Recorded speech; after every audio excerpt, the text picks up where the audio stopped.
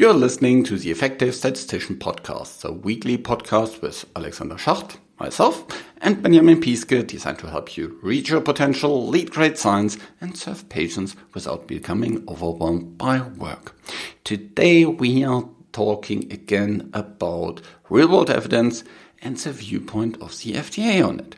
So, if you haven't listened to the part 1 of this two-part series, then just scroll back in your player a little bit and look for the other episode. I'm speaking with Josephine from today again, so stay tuned for a really, really nice episode.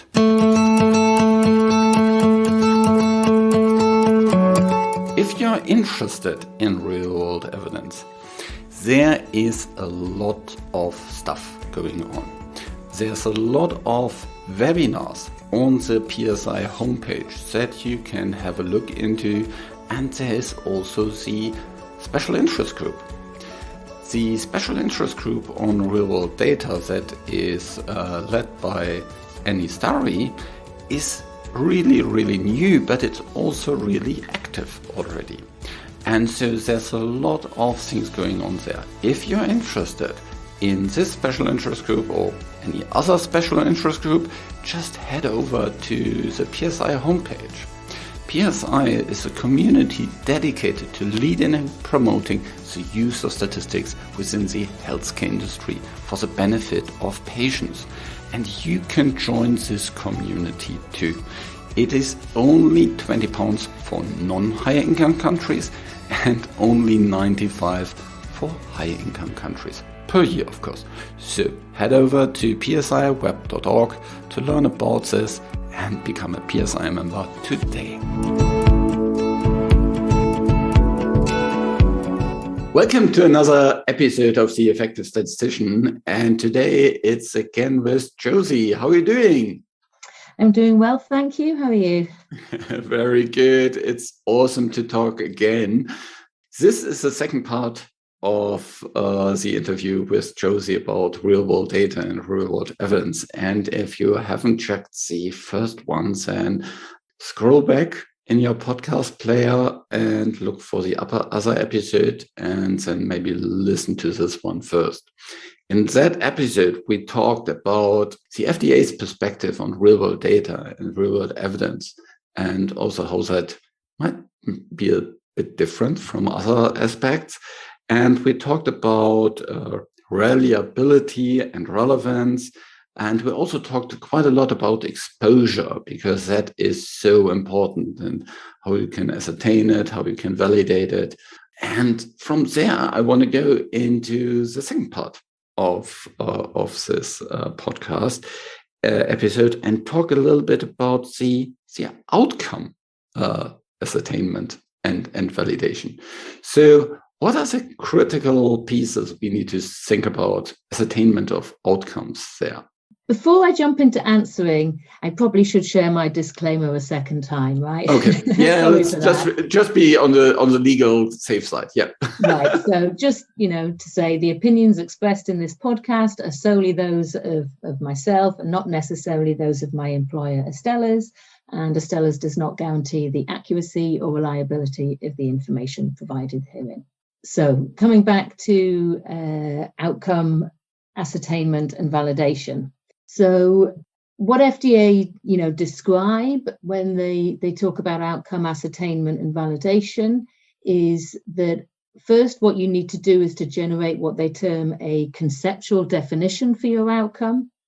And this needs to be a definition that can be operationalized in real-world data sources. So to take a sort of very typical example in oncology, the clinical endpoint in trials would tend to be tumor progression based on RECIST. But that's not something that's typically captured. So you need to develop an operational, firstly, a conceptual definition of something that you will be able to operationalize in your data source. For example, time to next treatment might be an alternative way to proxy for tumor progression. And then you need an operational definition using diagnosis and procedure codes, such as ICD-10 codes or SNOMED codes, or laboratory test codes that you can use to define your outcome. And yeah, this can be using, coding systems that are part of the structured data. You may also try to extract from the unstructured data, so from physicians' encounter notes or radiology and pathology reports, to really curate the endpoint you're looking for. Let's double click on this a little bit. So in terms of concept, is this concept always kind of coming from the clinical trial thinking, or could it also come more from other aspects, kind of, the physician or patient perspective on things?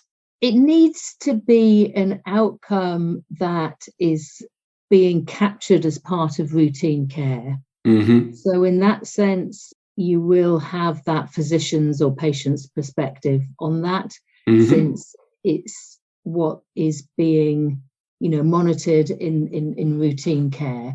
And that's not the case with many of the clinical trial endpoints that we might use. So normally when you go to the doctor, you're not issued a 25-page patient-reported outcome to fill in. Yeah. And also the physician doesn't fill in such a questionnaire himself. Yeah. So I think that's an important point to have a look into. Yeah. So even though you may not have the same kind of things as in clinical trials, that's not necessarily kind of a limitation. Yeah. So the nice thing is you have something that is actually done, actually measured. Yeah. And so you don't necessarily always need to come from a clinical trial perspective and then search for something that you can do on the real world data. You can also come from the real world data perspective and see kind of what is possible there from a concept perspective, and what is meaningful for physicians and patients. And of course, a change in therapy, most likely means something didn't work well. Unless it's kind of, you're changing from an oncology therapy now to just treating the blood pressure or something like this because your tumor has gone away. But if you kind of add another kind of oncology treatment or kind of increase the dose or whatsoever, that's usually a bad thing. And so that may be something that is much more kind of drastically something that has an impact than maybe a couple of the other things that you would measure, kind of some lab changes or whatever, so that doesn't directly have a clinical relevance in that way. Right. And real world data will perhaps lend itself better to the sort of harder types of outcomes. Than perhaps the sort of softer types of outcomes. Yeah. And very often you have larger sample sizes. So that makes it possible then also to still see something. Very often we have these more specific outcomes in clinical trials because we have the smaller sample size.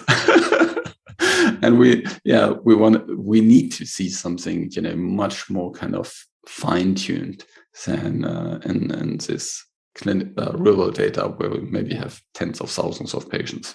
Yeah. That's right. And if you think of, say, cardiovascular outcomes, MACE, endpoints like this that can be very challenging to study in a clinical trial, that kind of endpoint can be operationalized pretty well in the real world data setting. Yeah, very good. So that is about ascertainment. What about validation?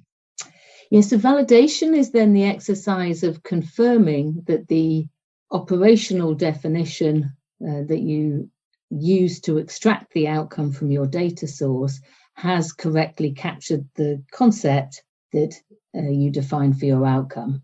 And FDA expects validation of the outcome variable to minimize outcome misclassification.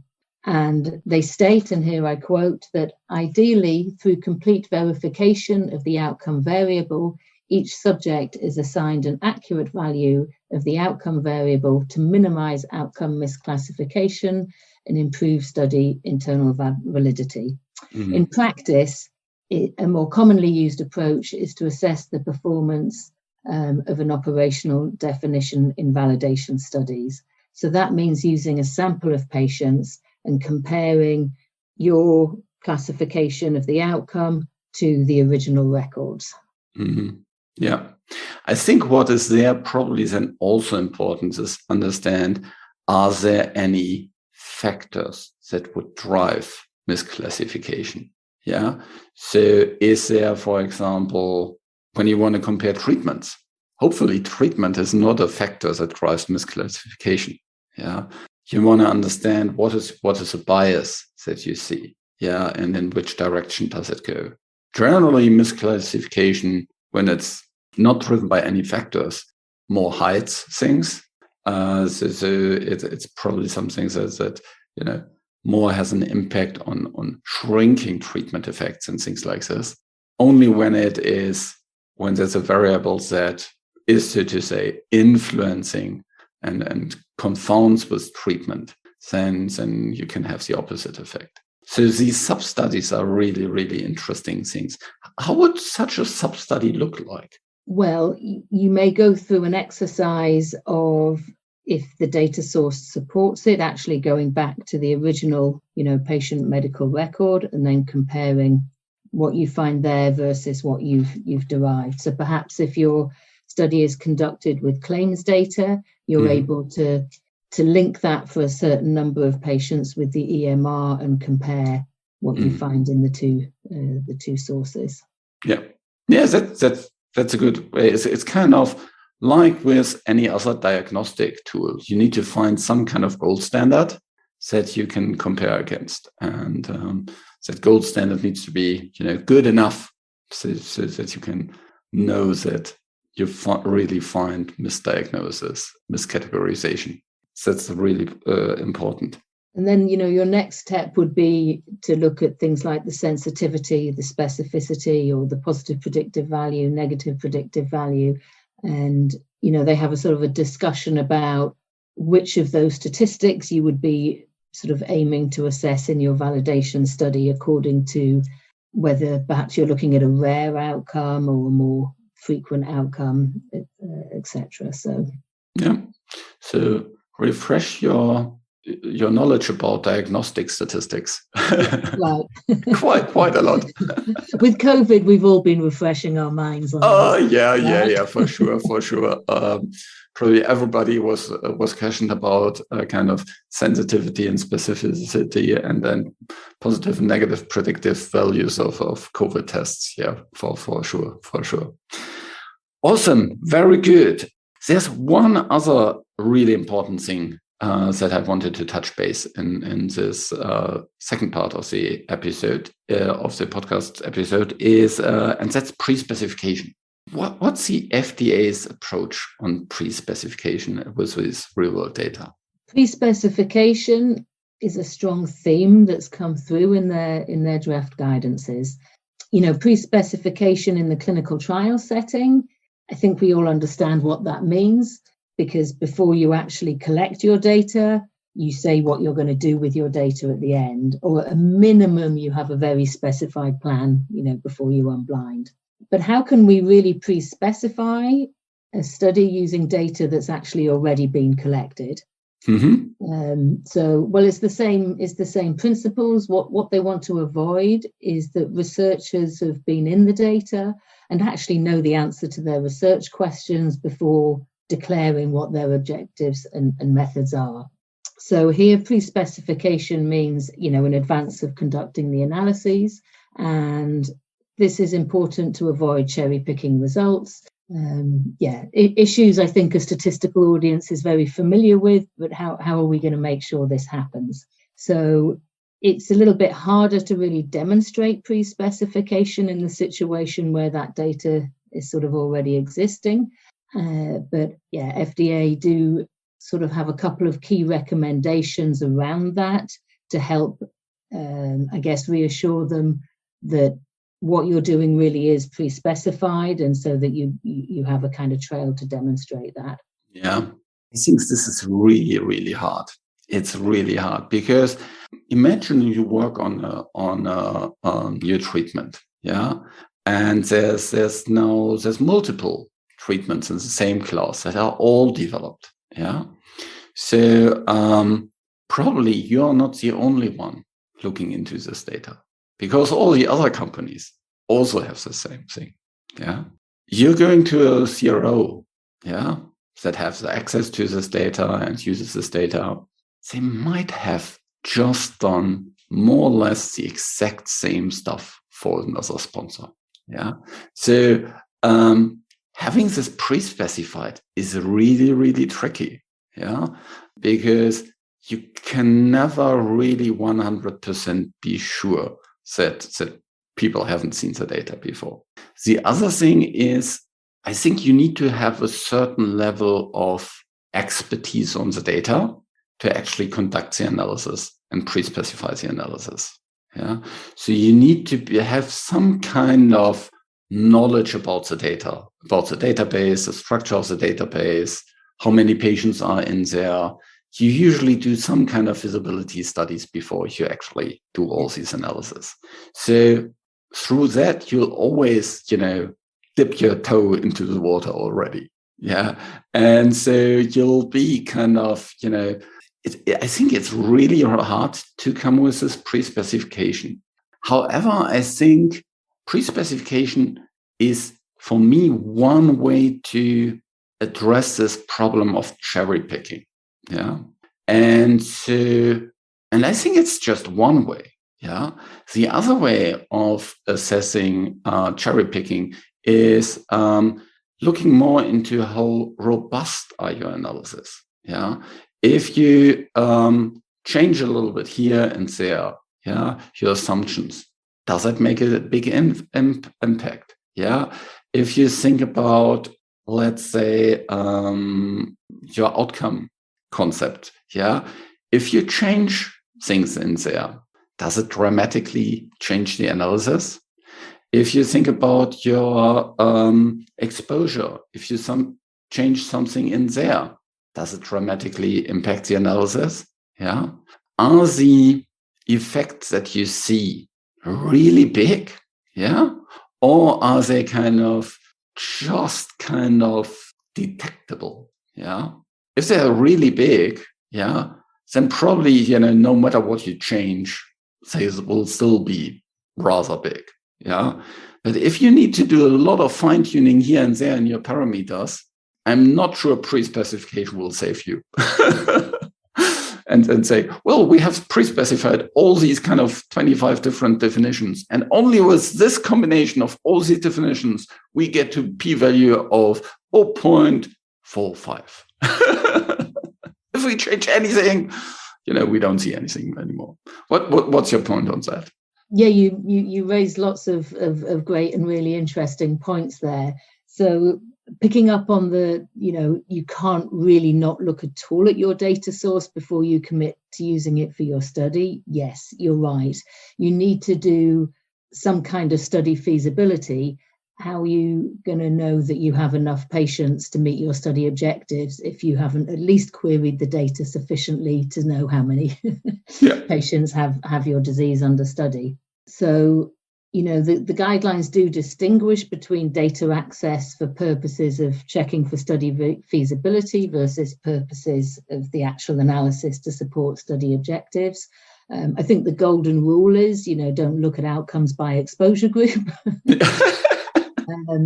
During the feasibility, and they actually suggest that in your study protocol you should describe all the data sources that you accessed when designing the study and the results of the feasibility evaluations on these sources, and then describe your justification for which sources you use for the study. So that's quite a piece of work actually to have that nicely laid out, I guess. But that's, I suppose, a way of... You need to be really transparent with what you do. I think that is really important. Yeah. Transparency is, that's a key word. And then you talked about sensitivity analyses, basically. And I think that's also another key way of making your results reliable, should we say.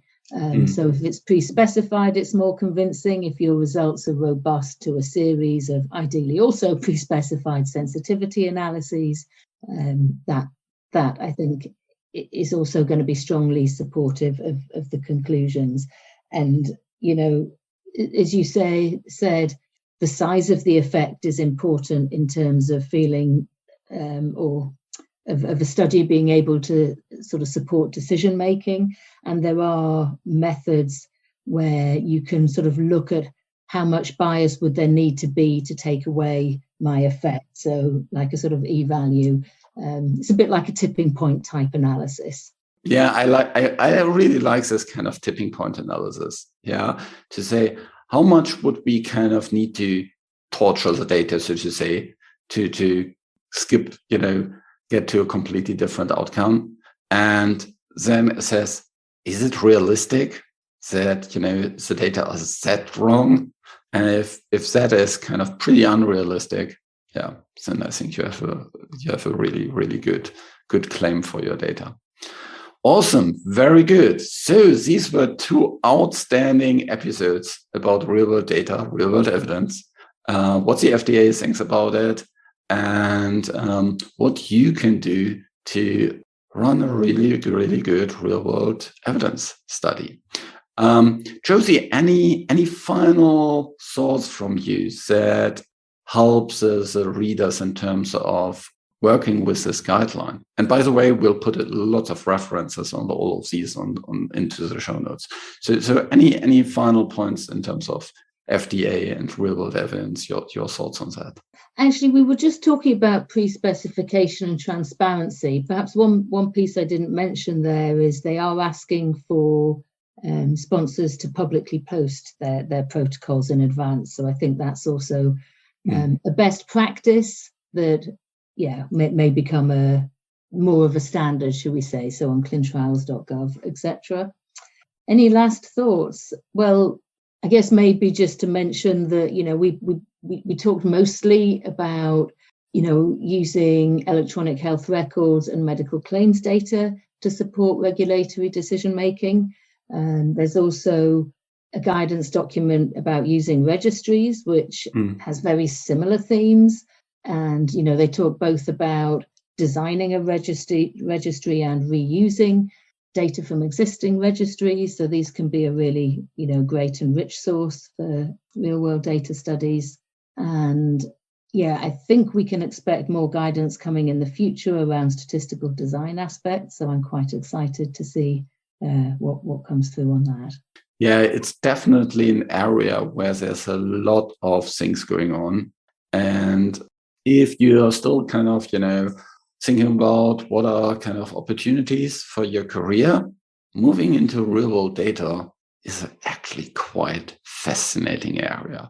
It's the amount of data is only going to increase. The real world data use is only going to increase. And also from a statistical point of view, as you just seen, there's lots of challenges that need to be addressed. And so working with data in this field, for me, is actually quite a lot of fun. So if you like that, dip into it. Yeah. And if you want to engage with the real world data thing, then also connect with Josie on the or with Annie via the PSI homepage at psiweb.org, where you can find the special interest groups, and then just go to the real world data SIG. Thanks so much, Josie, for these 2 outstanding podcast episodes. All the best for you. Thank you very much. Pleasure.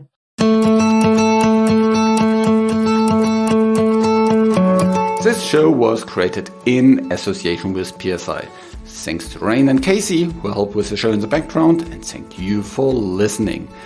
Don't forget to head over to psiweb.org to learn more about these kind of things and reach your potential, lead great science, and serve patients. Just be an effective statistician.